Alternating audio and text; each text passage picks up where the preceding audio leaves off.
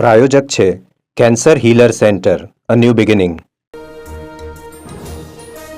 ગેરકાયદે વસવાટ કરતા 50 બાંગ્લાદેશીઓની ધરપકડ. રાજ્ય સરકારે 15 બાંગ્લાદેશીઓને ડિપોર્ટ કર્યા. આવનારા સમયમાં વધુ 35 બાંગ્લાદેશીઓને ડિપોર્ટ કરવામાં આવશે.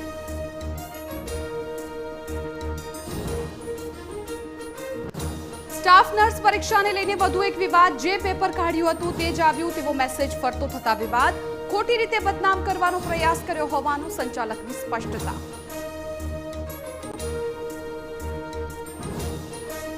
સુરતના થયેલા હિટ એન્ડ રનનો આરોપી કીર્તન ડાખરા 2 દિવસના રિમાન્ડ પર. આરોપીએ નશાની હાલતમાં અકસ્માત સર્જ્યો હતો, જેમાં 2 લોકોના થયા હતા મોત.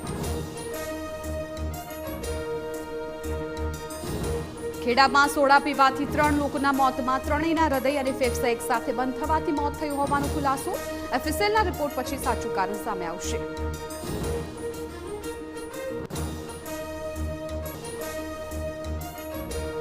રાજ્યમાં સંબંધોને શર્મસાર કરતી ઘટનાઓ સામે આવી છે. નડિયાદ સગીરા પર સગ્ગા ફુવાએ આચર્યું દુષ્કર્મ.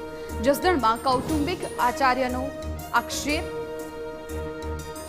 કૌટુંબિક ભાઈએ બહેન પર દુષ્કર્મ આચર્યાનો આક્ષેપ. પોલીસે હાથ ધરી છે તપાસ.